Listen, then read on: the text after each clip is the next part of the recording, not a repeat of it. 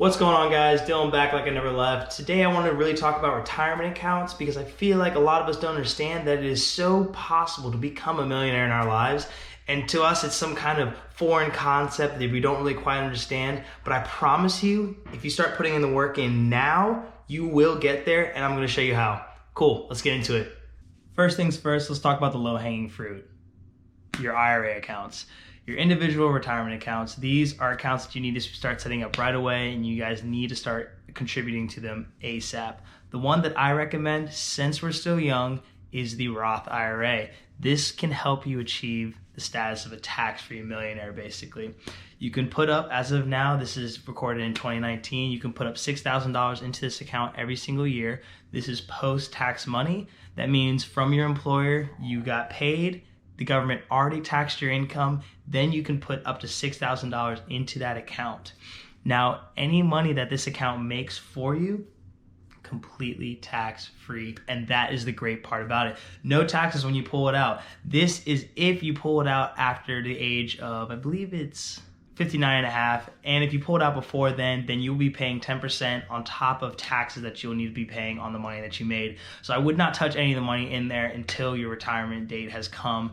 Now, say you put in $5,000 this year, it grows to $7,000, and now you have this net income of about $2,000. Now, you can take out that original $5,000 that you put in there, but any money that Roth IRA made is now money that needs to stay in there until your retirement. And now when you pull this money out, you will not have to pay taxes on it, and that's the great thing. But one of the coolest things that people do not talk about when it comes to this retirement account is that it is 100% free to smash the like button. Sorry, Graham Stephan, had to take it. But please smash the like button. It really, really helps the YouTube algorithm and helps promote this video so other people can watch it. Now, there also is the traditional IRA, and this is more lucrative for people who are a little bit older and need to be putting money somewhere else because they're probably making more money than we are right now at the ages of 20 to 30 years old, and so they're probably in a higher tax bracket. This means that the government is going to be taking more money out of their paycheck if they got their money taxed right away. So it's more beneficial for them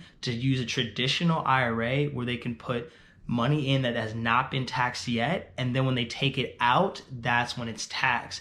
The ideology behind this is that since they're going to be paying so much in taxes now, since they're making so much money now, that when they retire, they'll be using less and less of their income, and so they want to take as much out, and so they'll be at a lower tax bracket at that time. Now, this is only really beneficial for people a little bit older, or if you're in a really, really high tax bracket. Most of my audience right now is the ages between 20 and 30 years old, and so I really think you guys should really start getting into this Roth IRA, and that is personally what I use. $6,000 every single year, and boom, you can become a tax-free millionaire. But now you may ask, just because I put $6,000 into this account every single year, how does that make me a millionaire? Well, let's put some assumptions on the table. So let's say you're getting an average of a 7% return every single year, and you started at the age of 20 and you put $500 in every single month. And say you did this for 40 years, that would accumulate to $240,000. So that's not exactly a million, that's not even $250,000. But remember, we assumed we're going to be getting a 7% rate of return on our money every single year. By age 57, with that math, you would have over $1.3 million. And you still have 2 more years until you can pull out money from your Roth IRA. Boom, easy does it. I like to think about contributing to my retirement accounts as something that is absolutely mandatory, almost like paying a bill. That way I have no choice and I have to pay that $500 every single month into that account. Now, you could do it all in one fell swoop and just put $6,000 in there, boom, you're good to go.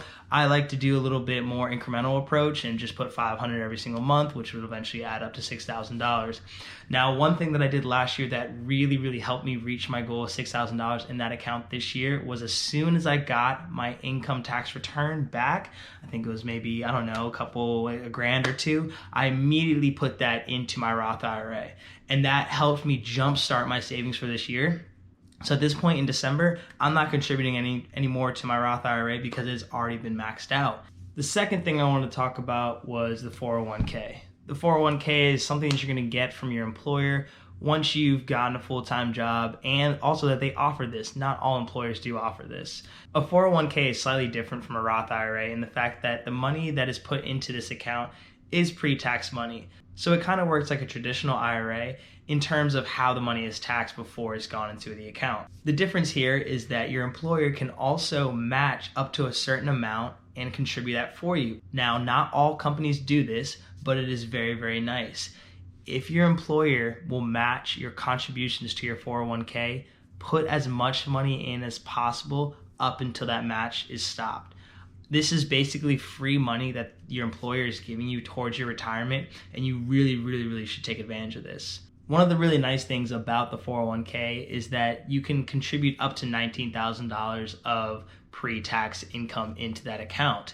And so that will bring your taxable income down a lot towards the end of the year, which is really nice come tax time. Now, I have some unpopular opinions about 401ks, especially if your employer is not matching.